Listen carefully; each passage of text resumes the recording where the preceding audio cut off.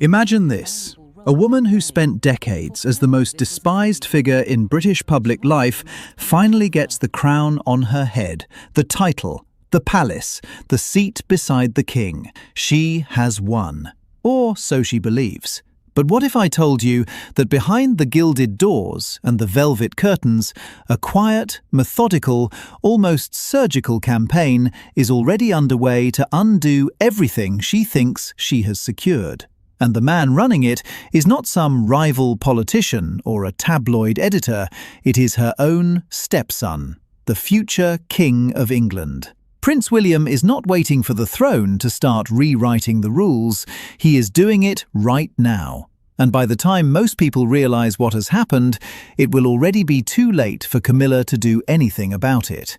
This is not gossip, this is strategy, and it starts with money. The payroll purge that said everything. Let us begin with a move so quiet it almost went unnoticed.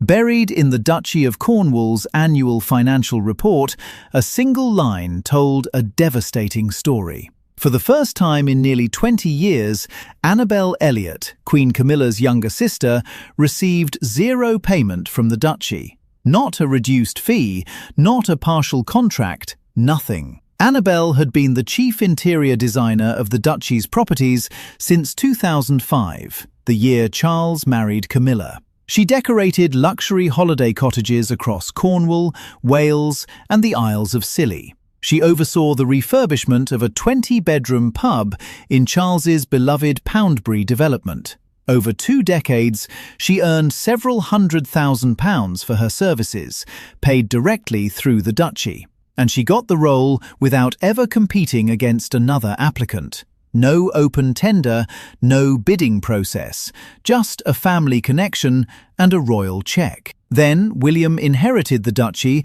when Charles became king, and the checks stopped. Palace sources insisted there was no bad blood. They said the decision was not a reflection on her work. They called it a natural transition. But think about what actually happened here. William's very first significant act as Duke of Cornwall was to cut his stepmother's sister from the payroll. He did not announce it. He did not make a speech. He simply let the numbers in the annual report speak for themselves. And then, in the same period, he brought in his own people. George's godfather, William Van Cutsum, and Louis's godfather, Harry Aubrey Fletcher, were appointed to advisory roles on the Duchy Council. Out with Camilla's family, in with William's inner circle. If that is not a statement of intent, nothing is. Royal expert Emmy Griffiths noted that while Annabel still does private work for Charles and Camilla at Balmoral and Sandringham, her removal from the Duchy's official books sent unmistakable ripples through the palace. And those ripples have not stopped. The yacht that broke something inside William. To understand the depth of what is happening, we need to go back to August 2025, because that is when the emotional fuse was lit. King Charles, 76 years old and battling an incurable form of cancer, travelled to Balmoral Castle in Scotland for his annual summer retreat. This is the place where the royal family gathers. It is tradition, it is sacred, and Charles needed his family around him more than ever. On August 24th, William arrived at Balmoral with Catherine and their 3 children. They were photographed heading to a service at Crathy Kirk, the small stone church the royals have attended for generations. It was a picture of family loyalty, duty in action. But where was Camilla? She was off the coast of Greece on a $40 million super yacht called the Zenobia, owned by Wafik Saeed, a Syrian-Saudi billionaire and longtime Conservative Party donor. She brought her daughter, Laura Lopez, and her grandchildren. It was a Parker Bowles family holiday on a vessel with 6 luxury suites, while the king sat in a remote Scottish castle dealing with the weight of his diagnosis largely on his own. The optics were catastrophic. Former Liberal Democrat Minister Norman Baker publicly condemned it, saying that members of the royal family ought to consider how such episodes look to the public, especially when their relationships with wealthy associates are being questioned. One insider, quoted by Radar Online, called it a knife to the heart of the dying king. Another source said Charles had hoped Camilla would join him for the entire August break. She chose the Mediterranean instead. And William watched all of it. He saw the photos. He read the headlines. He noticed that his father, the man fighting for his life, had been left behind so that his stepmother could sunbathe on a billionaire's boat. People close to the situation say that something shifted inside William that summer. A line was crossed.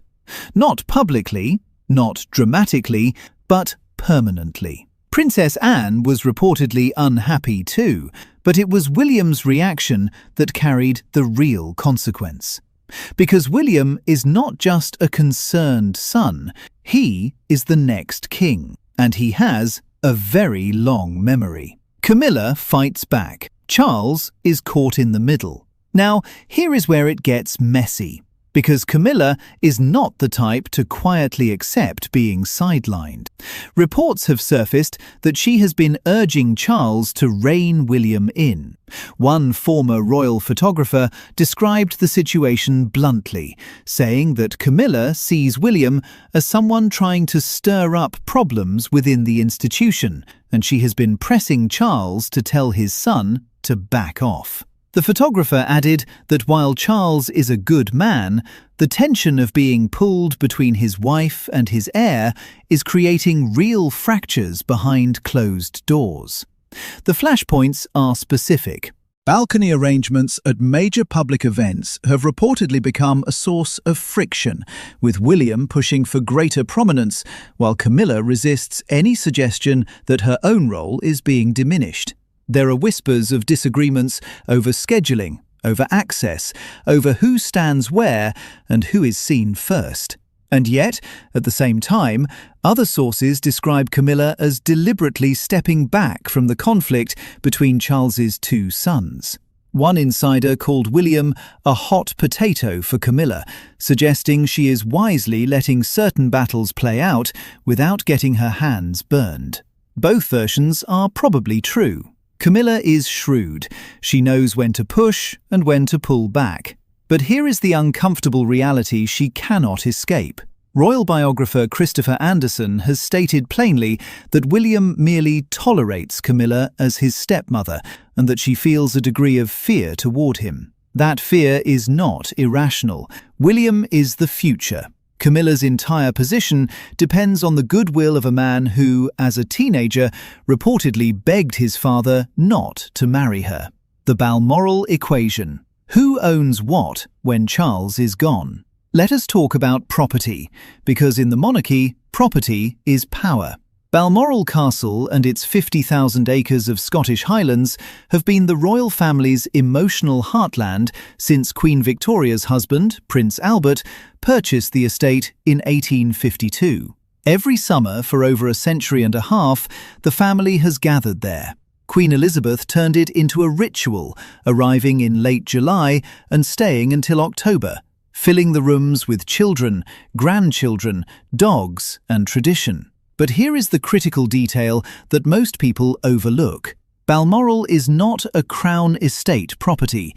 It is privately owned by the monarch. The same is true of Sandringham in Norfolk. These two estates sit outside the official state portfolio.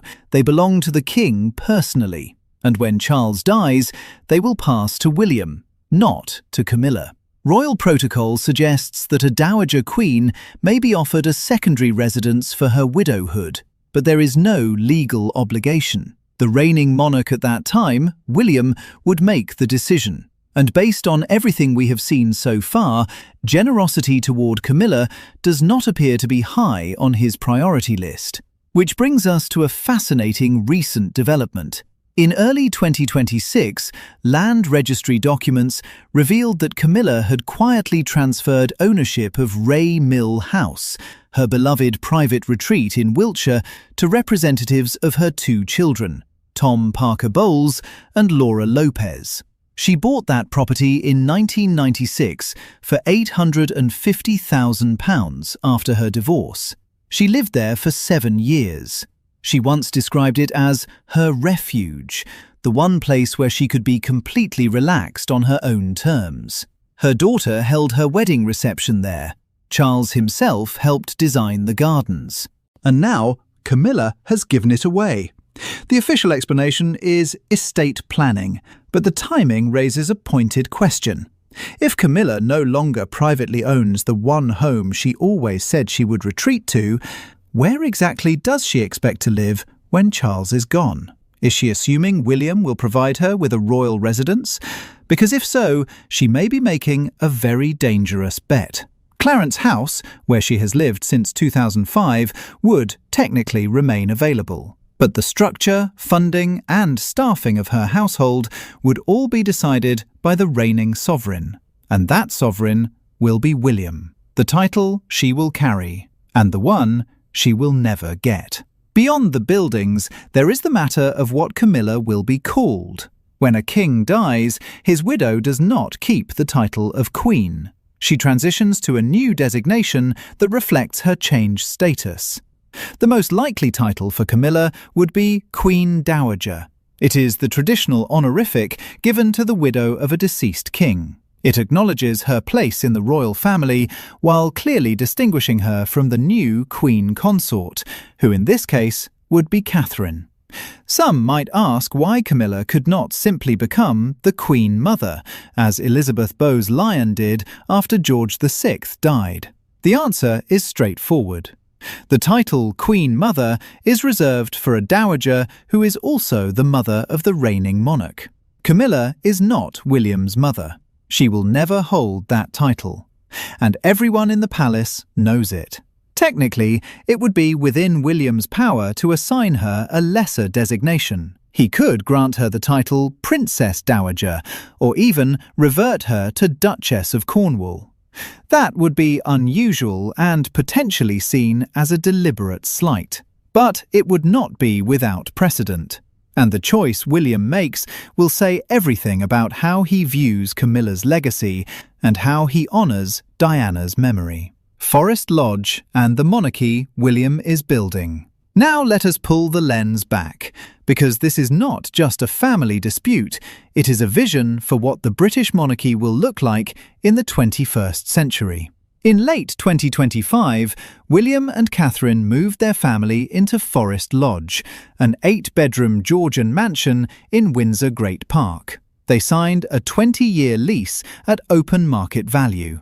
They paid for the renovations themselves. They are treating it as their permanent home, their forever home, as insiders have called it. Think about what that means. When William becomes king, he intends to remain at Forest Lodge, rather than moving into Buckingham Palace or Windsor Castle as his primary residence. If he follows through, he will be the first British monarch since medieval times not to live in a royal palace. This is a deliberate architectural statement about the kind of king he plans to be. Smaller, more private, more modern. A family man who happens to wear a crown, not a monarch who happens to have a family. The children are settled at school nearby. Catherine wants stability. William wants to break the cycle of grand, impersonal palaces that defined his childhood. And within that vision, Camilla's plans start to look increasingly out of step. Reports have suggested she was pushing for renovations at Buckingham Palace, including the addition of a library. But if William has no intention of living there full-time, why would he fund improvements designed around her tastes? One palace insider has said that Camilla wants Charles to reign for as long as possible because she enjoys her current role and dreads the transition. That is an honest and revealing admission. She knows the ground is shifting. She can feel the future closing in. And yet, despite everything, there are those who argue that William's attitude toward Camilla has softened in one specific way. Biographer Christopher Anderson has suggested that watching his father battle cancer has shown William how much Camilla means to Charles on a personal, human level. He sees how she brings out the warmer side of his father. He appreciates that, even if he plans for her institutional role to be radically different once he is in charge. The bottom line. Royal correspondent Richard Eden put it in the clearest possible terms.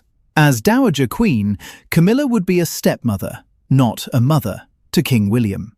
That single sentence carries an ocean of meaning. She will not receive the deference that a queen mother commands. She will not have the automatic protection of blood. Her staff, her residences, her title, her public schedule, all of it will be determined by a man who owes her nothing and remembers everything. The removal of Annabel Elliot from the payroll, the yacht scandal, the quiet transfer of Ray Mill House, the Forest Lodge lease, the balcony tensions. None of these are isolated incidents. They are chapters in a single, unfolding story. Prince William is not waiting to become king to reshape the monarchy. He is doing it now, one careful, calculated move at a time. And Camilla? She is watching the walls close in. Whether she admits it or not. If this story resonated with you, hit that like button and subscribe for weekly deep dives into the real dynamics behind the British crown. Drop your thoughts in the comments. Do you believe William will treat Camilla with grace, or is a reckoning coming? I will see you in the next one.